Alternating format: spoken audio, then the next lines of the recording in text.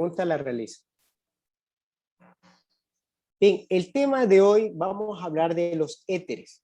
¿Qué son los éteres? También son funciones oxigenadas. Cuando hablamos de funciones oxigenadas, hablemos de fórmulas químicas. Dentro de la fórmula química ya no vamos a encontrar OH, el grupo hidroxilo. No, ya vamos a encontrar solamente un oxígeno, que sería el grupo funcional que determina la función química o, a su vez, el nombre de la fórmula. Juan José. Es decir, estos de aquí son como disolventes orgánicos. Todo lo que hemos visto ahora son funciones orgánicas, desde los alcanos, alquenos, alquinos. Este año solamente hablamos de lo que es orgánico, ¿sí? Ya vimos en el primer año y segundo año de los inorgánicos. Esto de aquí es una función orgánica, ¿sí? Y aquí tenemos nosotros el grupo funcional. Esto quiero que te lo grabes, ¿sí? No tiene el grupo hidroxilo, solamente tiene el oxígeno. Y su estructura puede ser un radical alquilo con otro radical alquilo. Como les dije antes, yo le pongo un significado más sencillo. Es el puente entre la unión de una cadena alifática con otra alifática. Puede ser con una cadena alifática con una alicíclica, o puede ser con una alicíclica con una alicíclica, ¿sí? Tiene diferentes formas su composición, y aquí vamos a ver. En los éteres, mira aquí lo que dice: los dos hidrógenos de la molécula de agua, lo que pasaba en alcoholes y fenoles, sí se quedaba un OH, ahora ya no, ahora es reemplazado ese hidrógeno y solamente se queda con el oxígeno. Y por eso viene la fórmula, en cualquiera de los libros vas a encontrar como radical alquilo, enlace sencillo, oxígeno, enlace sencillo, radical alquilo, o de esta forma, ¿sí? Bien, si los dos grupos radicales son iguales, vamos a hablar de simétricos. Mira, esta fórmula a mano izquierda. Bien, si son buenos observadores, ven aquí ustedes el O en el medio, que es el enlace de las dos cadenas. Repito, el O es el enlace de las dos cadenas. Aparentemente, si somos malos observadores, vemos una cadena de carbono larga, pero si somos buenos observadores, vemos que hay uno que separa aquí, que es el oxígeno. Al yo observar una fórmula que tenga O en el medio, yo identifico que es un éteres, ¿sí? Ahora, ¿por qué se llama simétrico? Porque al lado izquierdo y al lado derecho tiene la misma cadena de carbonos. Si tú eres observador, puedes ver que en este lado tiene un carbono, dos carbonos. El lado derecho del oxígeno tiene uno, dos. Significa que tiene el mismo radical. Mira la parte inferior. Aquí tenemos un alicíclico. ¿Qué es este? Ustedes ya lo reconocen. Es un benceno. C6H5, que también se llama así la fórmula. Y al otro lado derecho del oxígeno también tiene la misma fórmula. Mira, y a esto se le llama simetría. Por eso se llaman éteres simétricos. Por el otro lado, a mano derecha, tú encuentras ahí de nuevo el puente, que es el oxígeno, que le denominamos grupo funcional. Y ese le da el nombre a esta fórmula que se denomina éter. Y aquí vemos, mira aquí, observa, en el lado izquierdo de la fórmula tengo un solo carbón. Al lado derecho tengo un grupo que se llama ciclo, ¿sí? Que este puede ser cicloalqueno o en este caso un benceno. Repito algo de la clase anterior. Un ciclohexeno tiene dobles enlaces y este lo tiene. Pero también se denomina benceno, ¿sí? Mira en la parte de abajo. Asimetría también se denomina cuando el lado izquierdo tiene un carbono, por ejemplo, y acá tiene dos, o puede ser aquí dos y acá tres, y así sucesivamente. Es decir, en palabras sencillas, asimetría es todo lo contrario o desigual. Es decir, por el lado izquierdo tengo un número de carbono y por el otro lado tengo otro número de carbono, ¿sí? Aquí quiero que le preste muchísima atención. Coja un lápiz por favor, y anote esto que es muy importante. Esto va a ser para la lección del día de mañana. Tenemos dos formas de llamarlos a los éteres. Tenemos la forma IUPAC y también tenemos la forma común.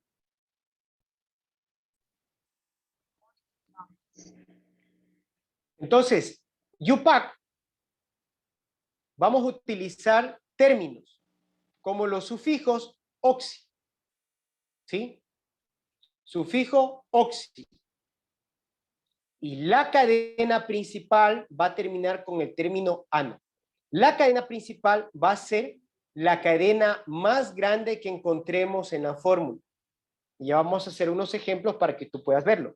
Ahora, cuando vamos a hablar de la nomenclatura común, vamos a utilizar un prefijo, es decir, antes de todo lo que vamos a escribir, el término éter, seguido de los sustituyentes, nombrados de orden alfabético. Y al final vamos a utilizar el término ílico. En unos libros también se utilizan el término ico. Puedes utilizar los dos, ílico o ico. Aquí tenemos ejemplos. Mira.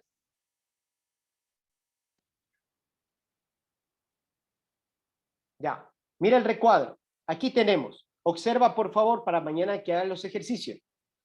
Tengo yo aquí una fórmula, Brian. En el primer columna, yo puedo observar que aquí hay una fórmula. Y aquí tengo el grupo funcional, es el O. Tengo al lado izquierdo y al lado derecho dos radicales al kilo. En este caso yo tengo a quién, a un carbono, y este se denomina met. Y como es un radical, es un metil. Y al otro lado es un metil. Pero ojo aquí, debemos recordar lo que hemos escuchado de nomenclatura. En la nomenclatura IUPAC, ¿qué decía? Que debemos utilizar el término oxi. Y aquí va. Si este de aquí, el primero, es un met, yo tengo que utilizar este término oxi, por lo cual se denomina metoxi. ¿Qué te parece?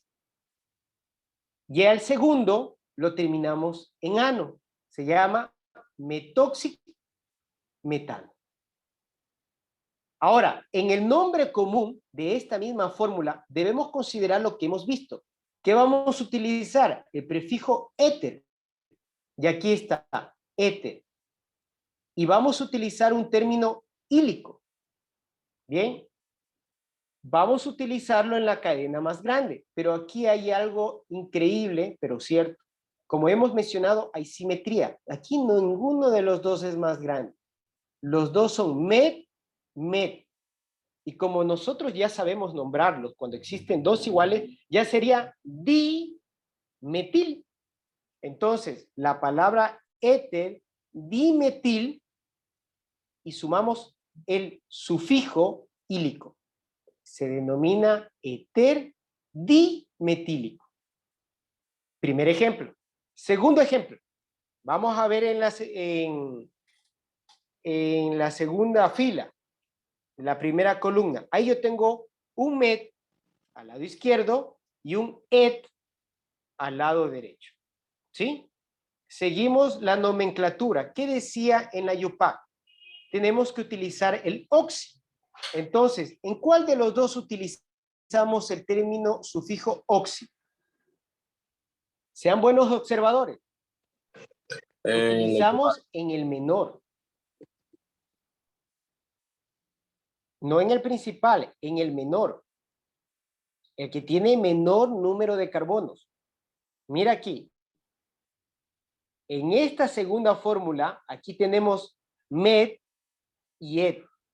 ¿Cuál tiene menos carbonos? Met. Y ahí le ponemos metoxi.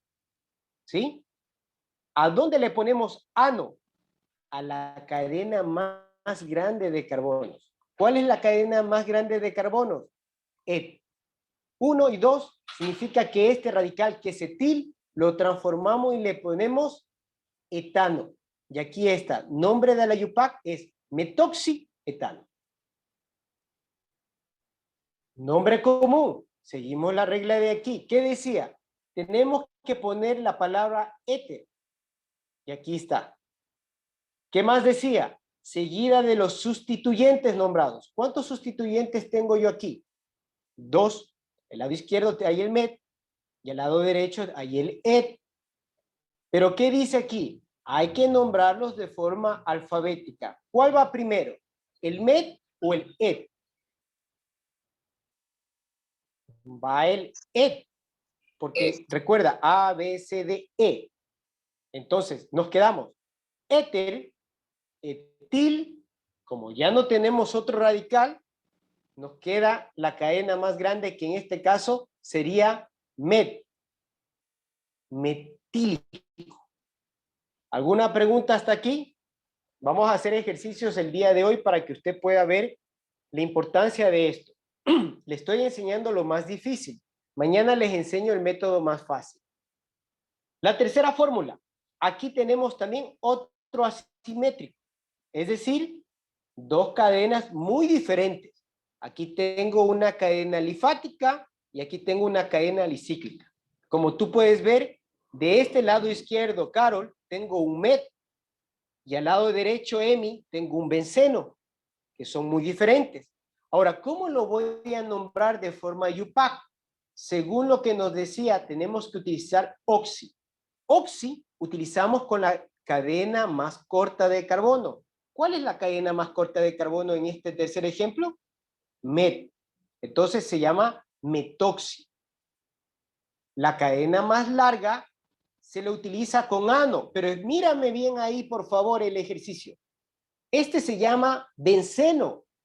Al benceno no se le cambia en ano. Caso especial. Entonces, este se llamaría metoxibenceno. Y no le cambias ano, sino metoxibenceno. Nombre común de esta misma fórmula. ¿Qué decía? Tenemos que poner un prefijo. Éter. Aquí tenemos éter. Buscamos los radicales. Este benceno, cuando se transforma en radical, ¿qué decíamos? Que se llama fenil. Y el otro, metil. ¿Verdad? Orden alfabético. ¿Cuál está primero? ¿La F o la M? La F. Por lo cual se denomina éter, fenil, metil. Pero ¿qué decía? Para nosotros identificar de forma común a un éter, debemos ponerle el término ílico, lo cual significa éter, fenil, metílico. Bien, parece complicado, pero es muy sencillo a la forma cuando vamos a practicarlo. Aquí me estaba pasando por alto. Hay otras maneras, y estas son las más sencillas que les voy a enseñar el día de mañana. Comenzamos por lo más difícil y después lo sencillo. Mira lo que vemos aquí. ¿Qué vemos aquí? Dos cadenas iguales. Tenemos el grupo funcional, que es el O, significa que este es un éter. ¿Y qué cadenas son? Simétricas, porque son iguales. Y este de aquí, vemos que es un ciclo alqueno, pero como tiene 3 doble enlace, ya lo identifico yo y es un benceno a un lado, otro benceno. Como cuando es radical se le denomina fenil, ya yo tengo el nombre, fenil y fenil. No voy a poner en el nombre fenil 1, fenil 2, sino que ya sé cómo nominar cuando hay dos iguales. Difenil éter. Mira, muy sencillo. Vamos acá. Otra forma sencilla, muy sencilla, que mañana les explico en los ejercicios. Tengo metil y tengo fenil. Yo pongo radical metil, radical fenil, éter. Mira, y acabó el problema. La forma más sencilla. Acá yo tengo dos alicíclicos y tengo un grupo funcional. Significa que es un éter. ¿Qué es lo que hago? ¿Qué veo yo aquí? Yo tengo un alicíclico, que no es un benceno. Este es un ciclohexil. ¿Sí? Y acá yo tengo el benceno. El benceno lo transformamos en fenil, porque es un radical. Y de forma sencilla yo pongo fenil, ciclohexil, éter. Y se acabó. Esta es la forma más sencilla y más común que hoy día se está utilizando. Pero vamos a comenzar por lo más difícil el día de hoy. Bien, hablemos de las propiedades físicas. Las propiedades físicas de estos éter, ¿sí? Lo hacen porque tienen una ligera polarización. Bien, cuando hablamos de polarización es porque tienen una carga negativa y una carga positiva. Y por eso se denominan polos. Polarización. No obstante, ojo aquí, la polaridad del enlace carbono y oxígeno que solamente existe en el éter, porque en los alcoholes habíamos dicho que es oxígeno con hidrógeno y en los fenoles oxígeno con hidrógeno, le da una particularidad importante al éter. Es más fijo, es más difícil de disolver. ¿Sí? Por eso dice, no obstante la polaridad del enlace de carbono y oxígeno es más baja en los éteres que en los alcoholes y fenoles, debido a que se sustituye el hidrógeno por un radical. Mira, aquí date cuenta en algo. Todos los hidrocarburos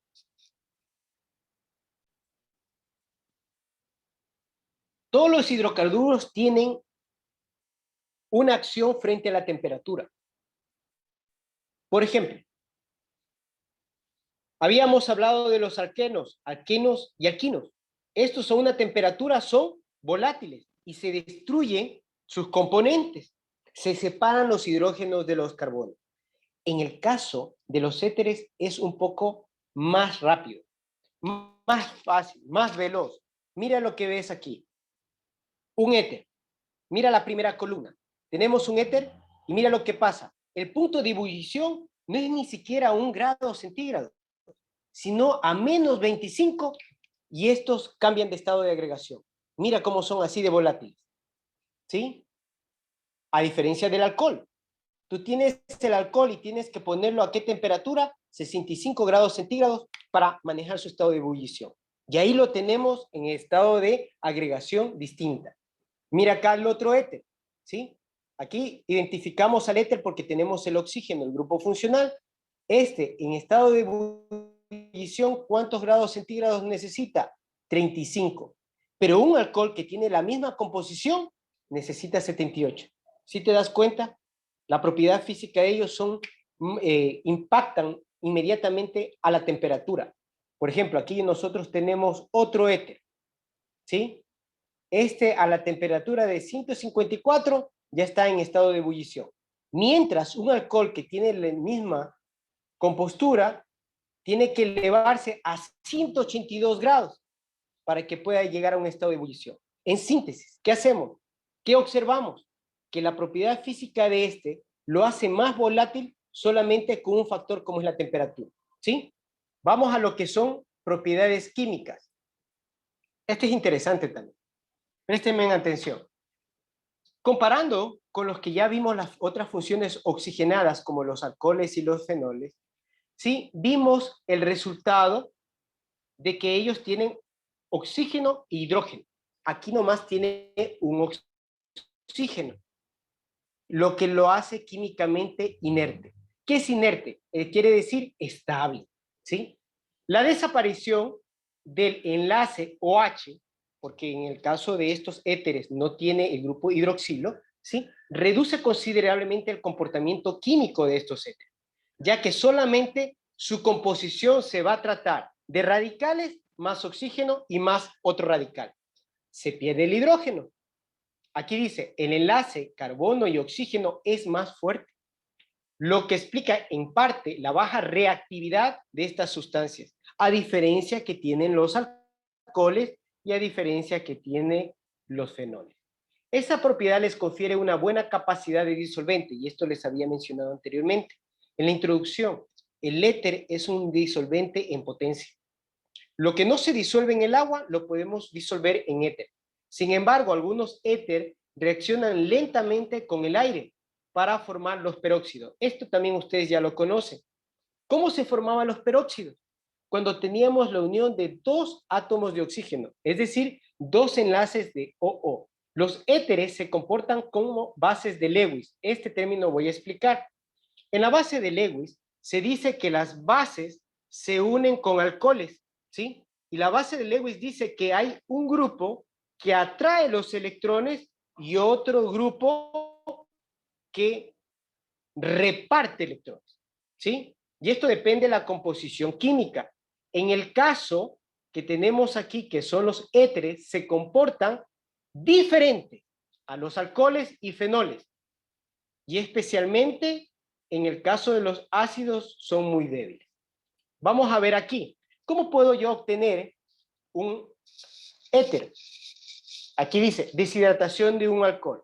¿Qué es un alcohol? Una cadena alifática que tiene un hidroxilo. Y aquí tienes la fórmula. ¿Sí ves ahí? Un radical, que puede ser una cadena alifática con un hidroxilo. Lo puedes unir tú con otra cadena. Y utilizamos aquí un catalizador que se llama ácido sulfúrico a una temperatura de 140 grados. Y tenemos nosotros aquí, ¿cómo se llama este? Ustedes ya lo deben conocer, un éter. Y tenemos agua. De una forma muy sencilla. Tenemos un ejemplo aquí. Por un lado, yo presento un alcohol que es un metanol. Lo sumo más otro metanol. ¿Qué significa este como un reactivo y este otro reactivo? Utilizo un catalizador que me ayuda a una reacción química más rápida entre los dos a una temperatura de 130 y yo obtengo un éter. A la mezcla de metanol y metanol, yo obtengo dimetiléter. Y también se genera